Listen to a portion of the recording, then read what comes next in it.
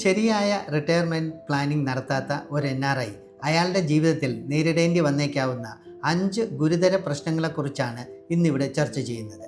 ഇതിനെക്കുറിച്ച് കൂടുതൽ അറിയാനും മനസ്സിലാക്കാനും ഈ വീഡിയോ പൂർണ്ണമായും കാണാൻ മറക്കരുത്. ഞാൻ Satheesh Kumar, your well wisher and financial wellness guide. കഴിഞ്ഞ 32 വർഷമായി ഇന്ത്യയിലെ 2 പ്രമുഖ സാമ്പത്തിക സ്ഥാപനങ്ങളിൽ പ്രവർത്തിച്ചതിൽ നിന്നും ലഭിച്ച അറിവും അനുഭവങ്ങളുമാണ് ഈ ചാനലിലൂടെ ഞാൻ പങ്കുവയ്ക്കുന്നത്.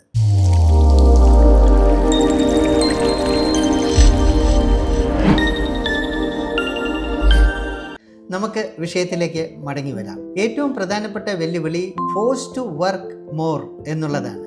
അതായത് റിട്ടയർമെൻറ്റ് പ്രായം എത്തിയതിനു ശേഷവും ശരിയായ ഒരു പെൻഷൻ നമ്മൾക്ക് ഇല്ലെങ്കിൽ ദീർഘകാലത്തേക്ക് വീണ്ടും ജോലി ചെയ്യാൻ നിർബന്ധിതനാകുന്ന അവസ്ഥയെയാണ് ഫോഴ്സ് ടു വർക്ക് എന്ന് പറയുന്നത്. രണ്ടാമത്തെ പ്രശ്നം fear of dependency on others എന്നുള്ളതാണ്. അതായത് നമ്മൾ നാട്ടിലേക്ക് മടങ്ങിയെത്തിയ ശേഷം ഒരു സ്ഥിര വരുമാനം ഇല്ലെങ്കിൽ ജീവിത ചിലവുകൾക്കായി കുടുംബാംഗങ്ങളെ, പ്രത്യേകിച്ച് മക്കളെയോ മരുമക്കളെയോ ആശ്രയിക്കേണ്ടി വരുന്ന അവസ്ഥ. ഇത് പലപ്പോഴും ഫാമിലി കോൺഫ്ലിക്റ്റ് അഥവാ കുടുംബ വഴക്കുകൾക്ക് കാരണമായി തീരാറുണ്ട്. മൂന്നാമത്തെ പ്രശ്നം meeting the increasing health care cost എന്നുള്ളതാണ്. കണക്കുകൾ അനുസരിച്ച് ഇന്ത്യയിലെ ഹെൽത്ത് കെയർ കോസ്റ്റ് പ്രതിവർഷം 12 മുതൽ 15% വരെ വർദ്ധിച്ചുകൊണ്ടിരിക്കുകയാണ്. ഇങ്ങനെയുള്ള അവസരത്തിൽ സ്ഥിര വരുമാനമില്ലാതിരുന്നാൽ നിങ്ങളുടെ റെഗുലർ മെഡിക്കൽ ചെക്കപ്പിനും മരുന്നുകൾക്കുമായി നന്നേ ബുദ്ധിമുട്ടേണ്ടി വരും. നാലാമത്തെ പ്രശ്നം anxiety and stress related to financial insecurity. നാട്ടിലേക്ക് മടങ്ങിയെത്തിയ ശേഷം സ്ഥിര വരുമാനമില്ലെങ്കിൽ തൻ്റെയും തൻ്റെ കുടുംബത്തിൻ്റെയും, പ്രത്യേകിച്ച് ഭാര്യ അല്ലെങ്കിൽ ഭർത്താവിൻ്റെ ജീവിത ചിലവുകൾക്കുള്ള പണം എങ്ങനെ കണ്ടെത്തും എന്നുള്ള ആലോചനയാണ്.